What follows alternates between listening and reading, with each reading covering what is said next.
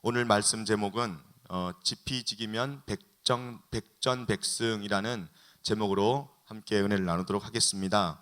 말 그대로 적을 알고 나를 알면 100번을 싸울 때 100번 다 승리한다는 내용의 한자어입니다.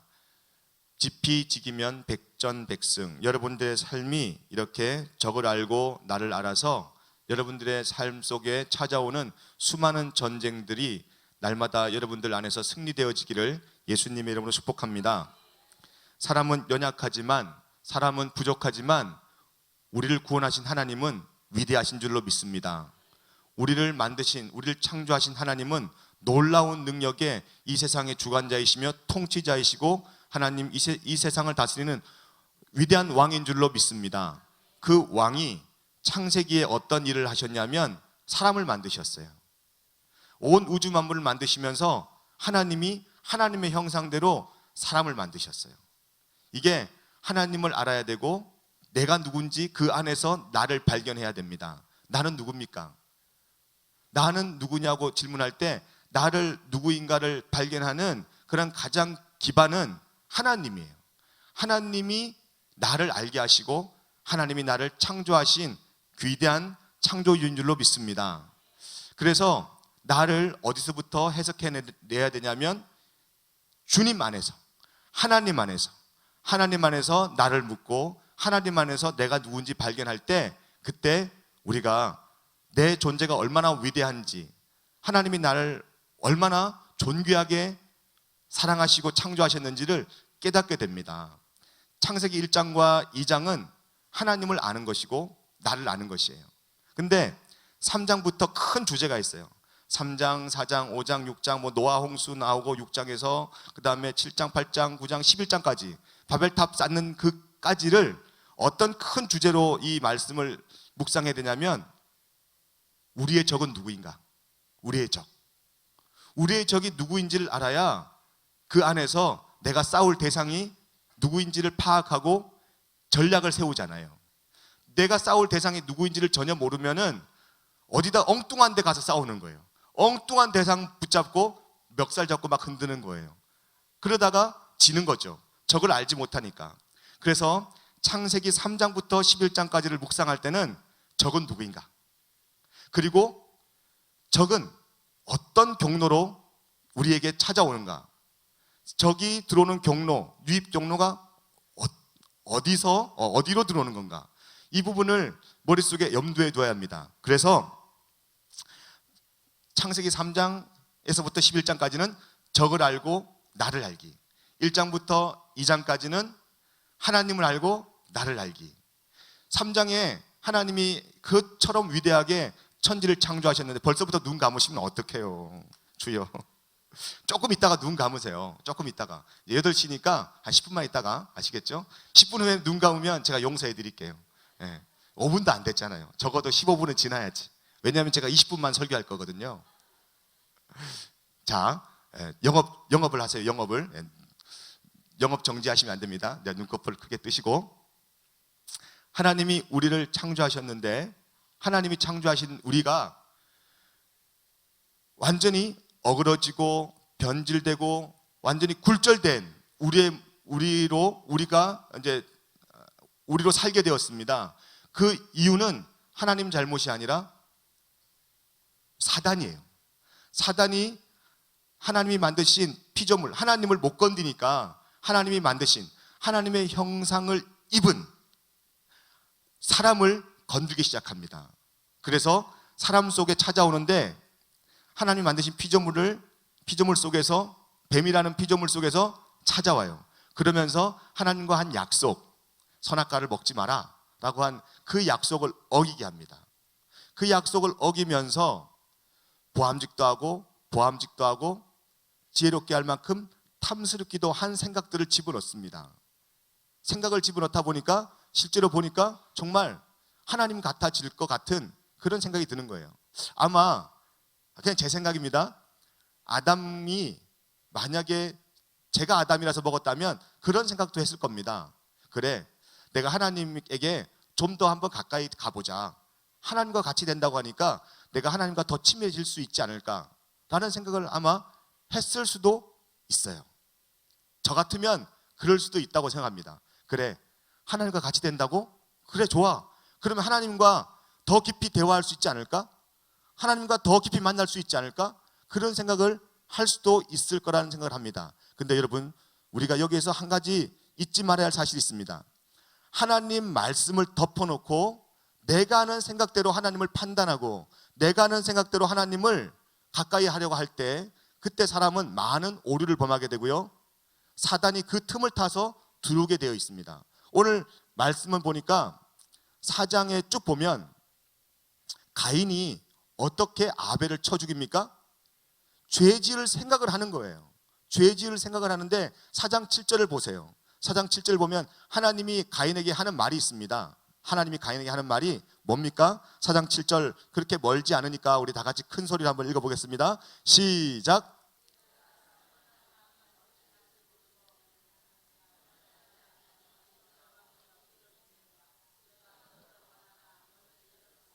할렐루야.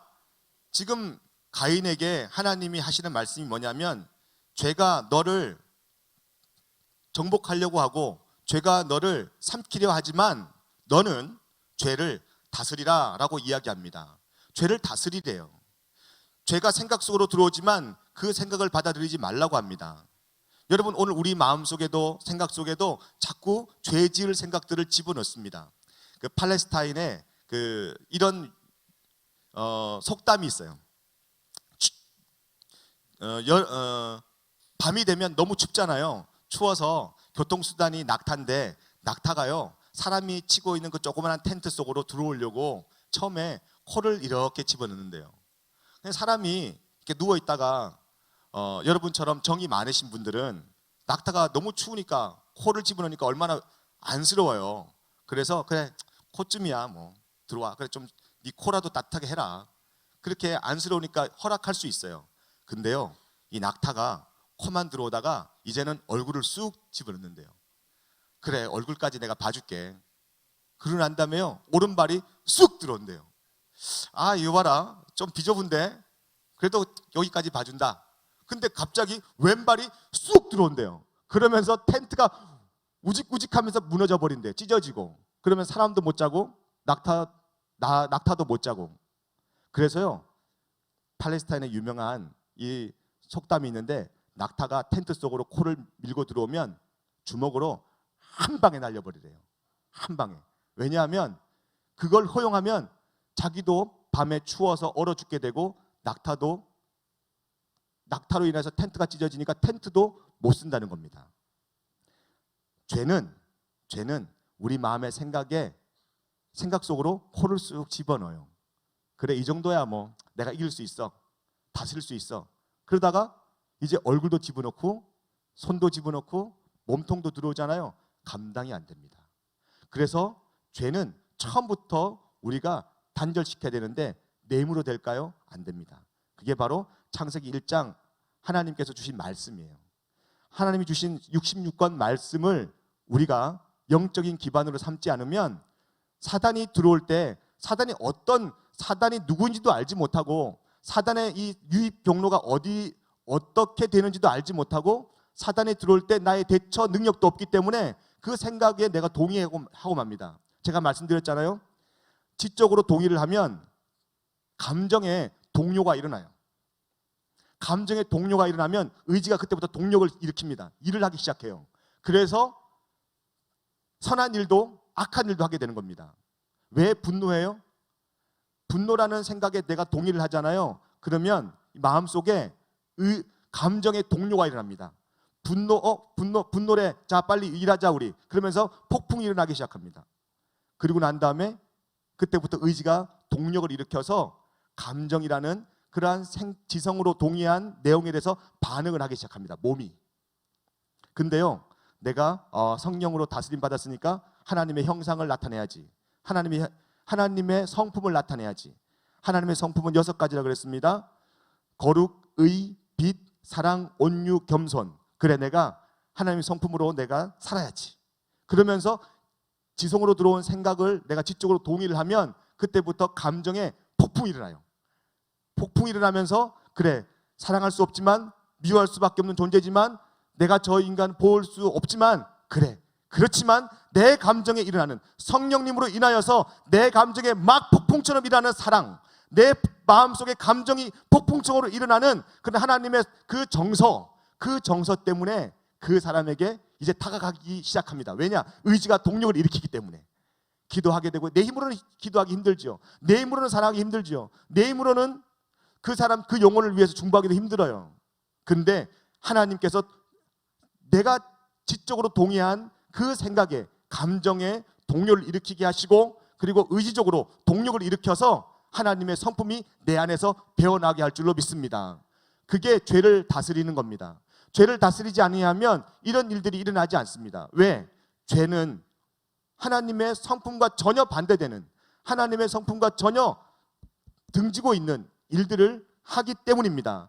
죄는 죄의 결과, 그래서 3장부터 11장까지 세상으로 들어오는 그 죄의 유입 경로를 알면서, 그리고 죄가 주는 결과를 여러분 머릿속에 담아야 합니다. 죄가 주는 결과 사망이에요. 죄가 주는 결과 단절입니다. 죄가 주는 결과 하나님과 원수가 되고 사람과 원수가 됩니다. 그래서 죄가 있는 곳에는 하나님의 영이 머물 수가 없습니다. 그래서 예수님이 하시는 말씀이, 예수님의 공생애를 시작하기 전에 세례를 받잖아요. 세례를 받으면서, 세례를 받고 난 다음에 하늘문이 열려요. 하늘문이 열리면서 하나님의 음성이 들립니다. 이는 내 사랑하는 자요 내 기뻐하는 자라.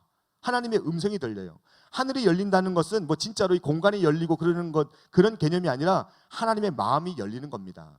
하나님의 마음이 열리고, 그때부터 하나님의 그 심장에 담겨있는 말씀이 내 안에 담겨지는 겁니다. 죄를 회개할 때 세례 받는 건 뭡니까? 내 옛사람을 죽이는 거잖아요. 내 옛사람을 십자가에 못 박는 거잖아요. 내가 그리스도와 함께 십자가에 못 박혀 죽었나니 그런즉 이제는 내가 사는 것은 하나님이 나를 사랑하사 독생자를 주신 그 아들을 믿는 믿음 안에서 사는 것이잖아요. 그 믿음 안에서 살아갈 때 죄를 다스리게 됩니다. 죄를 다스리게 될 때 어떤 일이 벌어집니까? 하늘이 열립니다. 하나님의 마음이 열립니다. 그리고 하나님이 하시는 말씀이, 하나님의 심장의 언어가 내 안에 부어지게 되어 있습니다. 부어질 때 그때 비로소 하나님의 뜻이 무엇인지 분별하게 되고요, 하나님의 사람으로 살아가게 되는 것입니다. 여러분, 이러한 분명한 죄의 경로를 오늘 통하여서, 말씀을 통하여서 깨달으시고 죄의 이 경로를 다 차단하시기를 예수님으로 축복합니다. 한 방에 어떻게 하라고요? 한 방에 그 괜찮네요. 그 단어는 제가 생각하지 않는데 날려버려. 날려버려. 한번 해볼까요? 죄의 그런 씨앗을 날려버려. 간단하게 날려버리면 합시다. 길게 하면은 또 시간도 없으니까 날려버려. 시작. 여러분들의 마음속에 차고 들어오는 그 죄의 생각들을 한 번에 날려버리시기를 예수님을 축복합니다. 그러기 위해서는 생각을 잘 해야 되는데 내 생각 가지고는 안 됩니다. 내 생각 가지고는 그렇게 날려버릴 수 있는 힘이 없어요. 자꾸 내 생각 가지고 하려고 그럽니다. 누구 상담해서 하려고 그럽니다. 안 돼요. 상담하기 전에 가장 먼저 우리가 깨달아야 될 것은 말씀입니다. 예수님 보십시오. 하늘이 열렸어요. 그리고 예수님이 성령 충만하여서, 예수님이 성령 충만하여 성령에 이끌려 하신 일이 뭐냐면요, 광야 시험이에요. 놀랍지 않아요? 예수님이 자의로, 예수님의 그런 자기 자신의 어떤 계획에 의하여서 시험 받으러 간 것이 아니라 성령에 이끌려 광야로 시험 받으러 갔습니다. 시험 받았을 때 예수님이 마귀를 물리친 것은 자기의 의지나 자기의 권세나 자기의 어떤 그 위치, 포지션, 내가 누군지 알아? 하나님의 아들이야, 너 까불지 마, 그렇게 한 것이 아니라 하나님의 말씀으로 사단의 모든 권세와 사단의 모든 유혹과 사단의 모든 경로를 차단하고 물리친 줄로 믿습니다. 말씀밖에 없더라고요. 하나님의 66권 말씀이 내 안에 하나님의 심장으로 다가올 때, 그때 이 사단의 모든 유입 경로를 우리가 차단하게 되고, 금방 우리 말씀하신 대로 날려버리는 그런 귀한 승리를 하게 될 줄로 믿습니다. 사단의 유입 경로는 바로 우리 생각을 통해서 들어오게 되어 있습니다. 말씀을 왜곡시키고 또 하나님의 그 형상을 변절시키는 일을 합니다. 보세요. 사람은 하나님이 형상으로 지음받은 존재입니다. 그런데 사단 때문에 완전히 왜곡되었어요. 변절되었어요.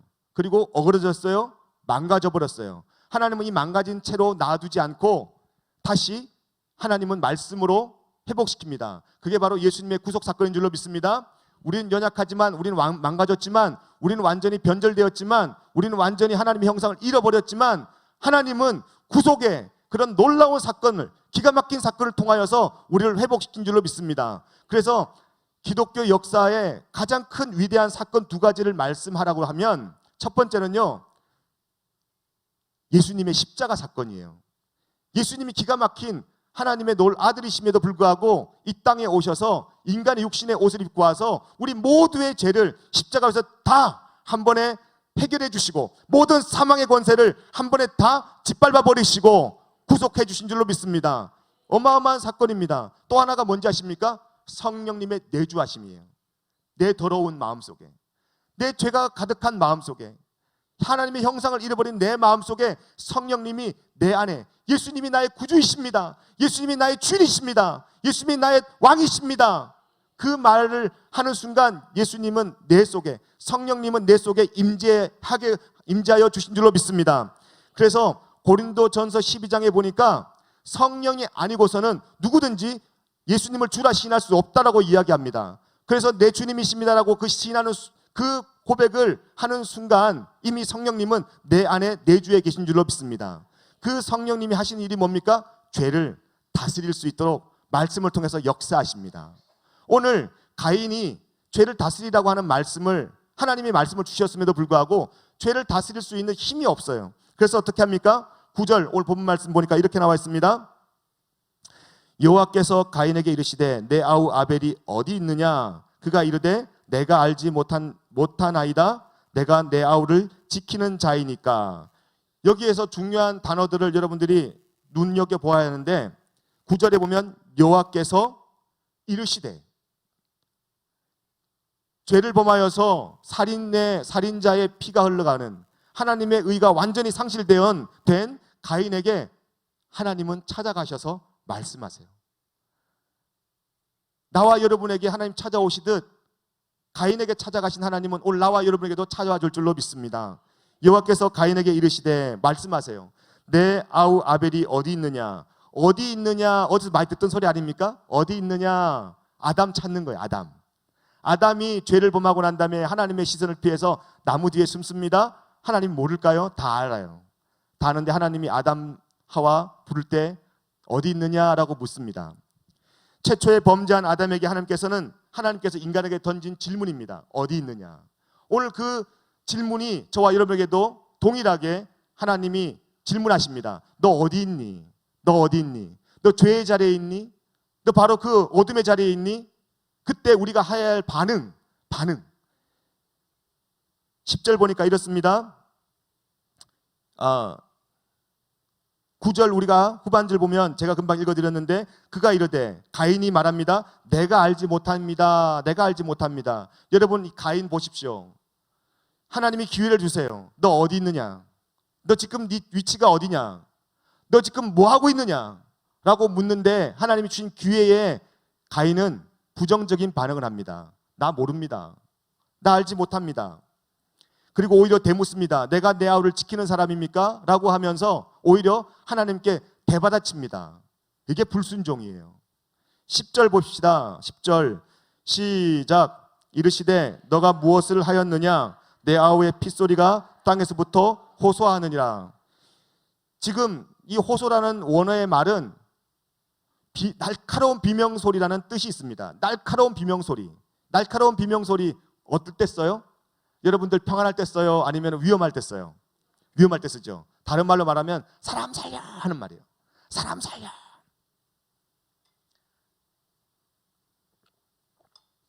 아벨이 연약한 자였습니다. 가인에 비하면 당하는 자예요.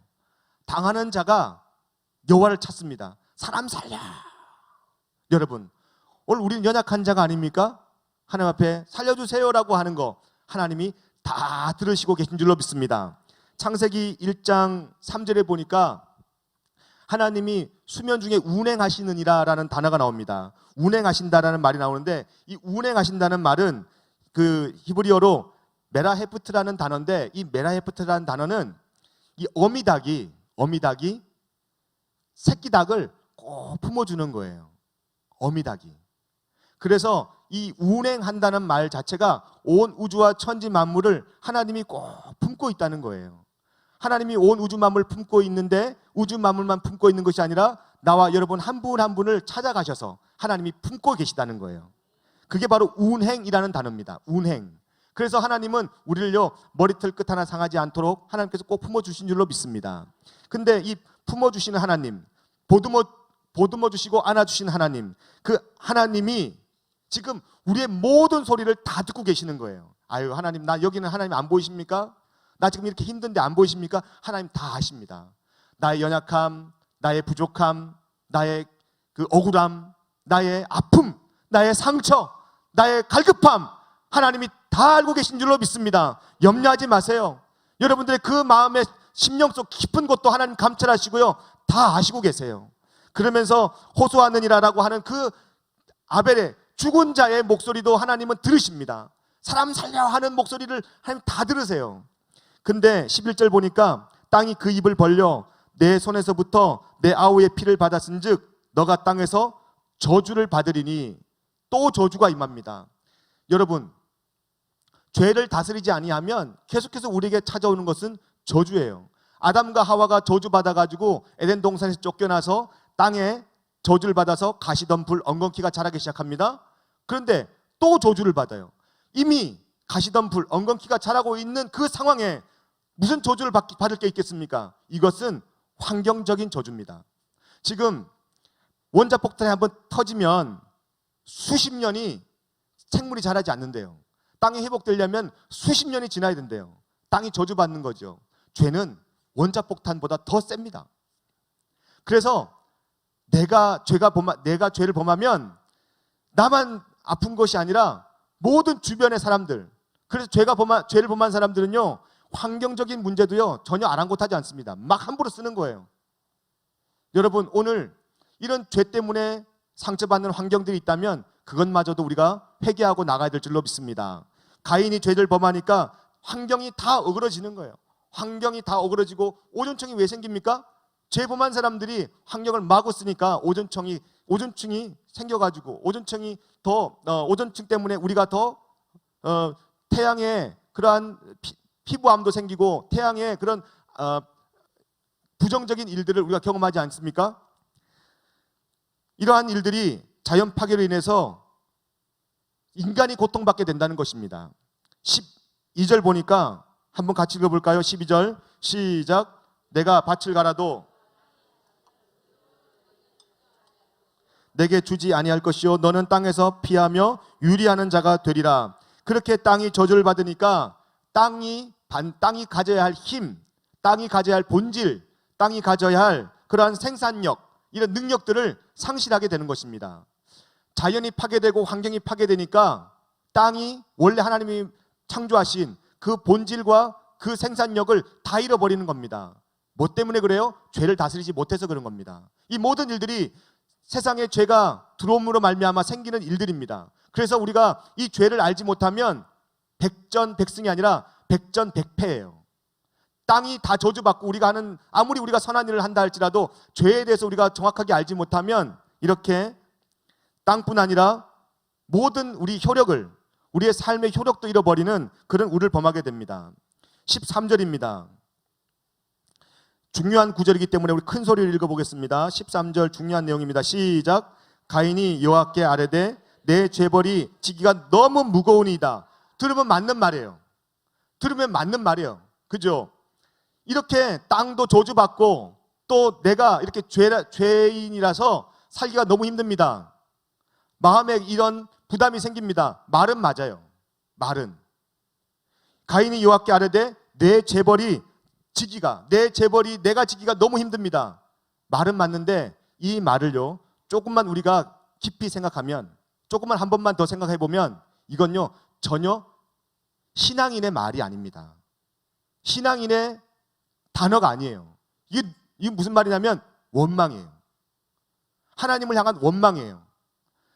내가 지금 내 짐 때문에, 내 죄의 짐 때문에 무겁습니다 라고 하는 그러한 하나님을 향한 절망이 담겨있는 문장이 지금 13절 문장이에요. 하나님은 가인에게 지금 뭘 호소하고 있고 무엇을 요구하고 있습니까? 네가 죄를 다스리지 못한 것에 대해서 회개하라는 거예요. 돌이키라는 거예요. 근데 가인은 돌이킬 마음조차 없습니다. 뭘 자꾸만 하나님 앞에 피력을 합니까? 내가 너무 무겁습니다. 죄짐이 너무 무겁습니다. 회개하면 이 모든 죄짐이 다 사라질 텐데, 회복될 텐데, 다시 하나님의 형상을 우리가 가질 수 있을 텐데, 하나님은 안타까운 거예요. 야, 그거 아니야. 오늘 그 하나님의 안타까움이 혹시 저와 여러분에게는 없습니까? 죄의 문제를 해결하지 못하고 계속해서 그냥 마음에 둔 채, 하나님 고통이 너무 심합니다. 하나님, 내 삶이 너무 무겁습니다. 내 삶이 너무 두렵습니다. 그 두려움의 원인이 바로 죄에 근거함에도 불구하고 그 죄를 다스리지 못함에 자꾸만 두려움이 반복되어지고 근심이 반복되어지고 걱정이 반복되어지고 악수만 두는 우리의 현실을 자꾸만 하나님 앞에 피력하지는 않습니까? 죄의 문제만 다스리면 이런 내용들이 다 사라지고 평안이 임할 텐데, 생명이 임할 텐데, 하나님의 능력이 임할 텐데, 가인은 자꾸 엉뚱한 소리 하는 거예요. 자꾸 엉뚱한 것을 하나님 앞에 원망하는 겁니다.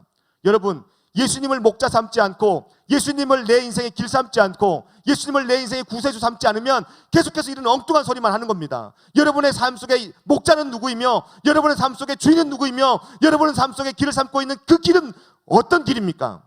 주님이 저와 여러분의 길이 되기를 예수님을 축복합니다. 이렇게 죄벌이 지기가 너무 무거우면 회개해야죠. 죄를 다스려야죠. 근데 죄를 다스릴 마음이 없는 거예요. 너무 안타깝습니다. 죄는 회개해야 될 줄로 믿습니다. 말씀을 통해서 회개하면 내 속에 있는 죄가 성령을 통해서 분명히,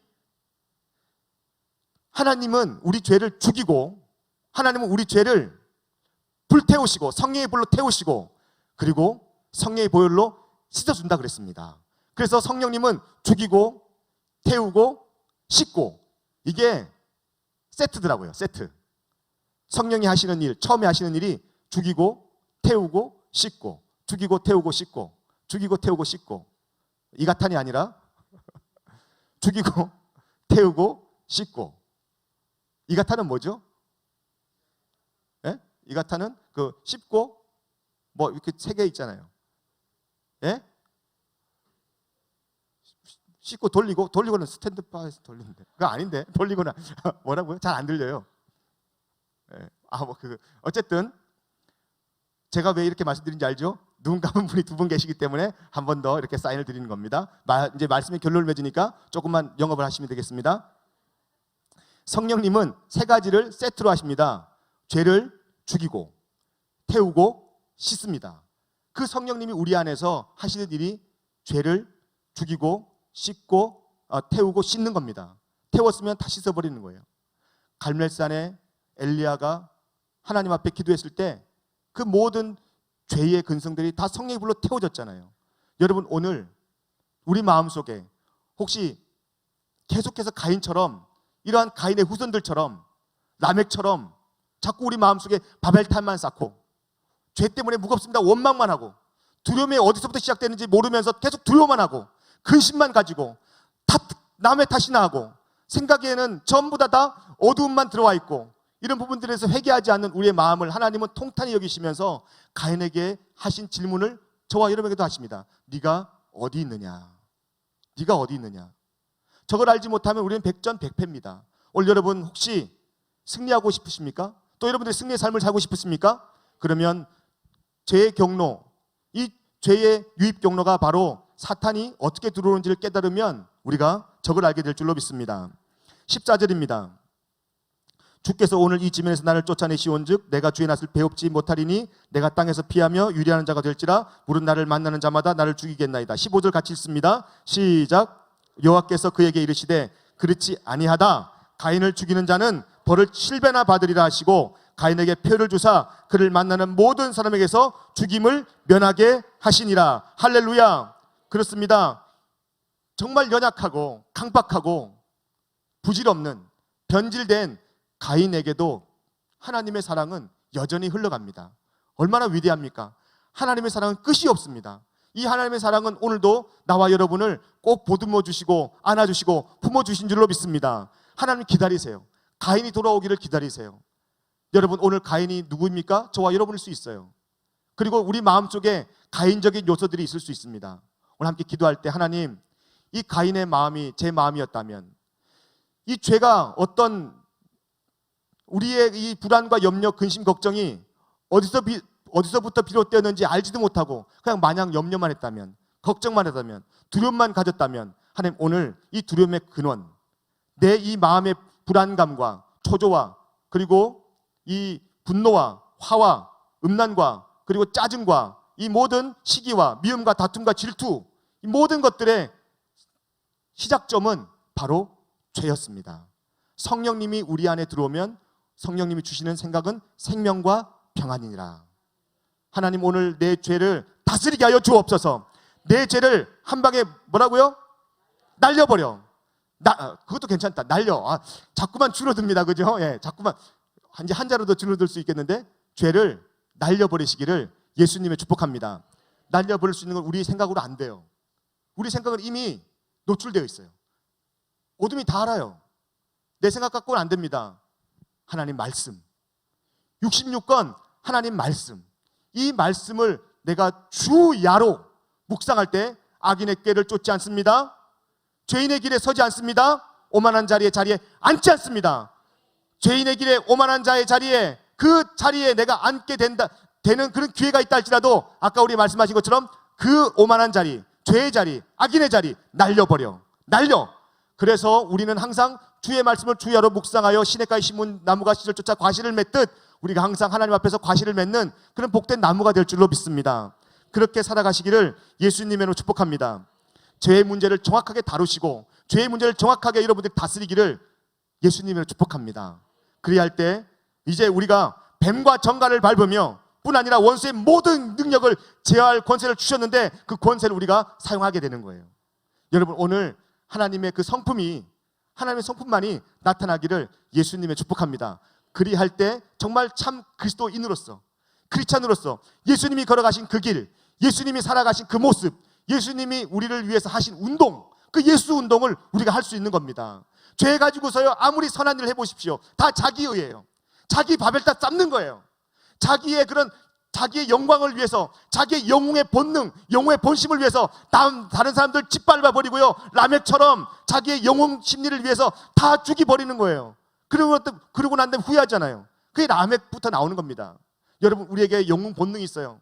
위대하게 크게 내 영광을 위해서. 여러분 죄의 문제를 다루지 아니하면 또 누군가가 내 죄의 문제 다루지 않는, 다스리지 않는 내 죄의 문제 때문에 누군가가 아벨이 될 수 있다는 겁니다. 여러분 때문에 누군가 아벨로 죽을 수 있다는 거예요. 안타까운 겁니다. 여러분 도전합니다. 그리고 제발 우리는 이 한국교회가, 한국교회 뭐 거창하게 말할 필요도 없습니다. 저와 여러분이 가인처럼 아벨을 죽이는 일이 없도록 우리가 날마다 죄를 다스리기를, 그리고 날마다 회개하기를 예수님을 축복합니다. 오늘 말씀 생각하시면서 찬양하시고요, 그리고 우리 함께 기도하기를 원합니다.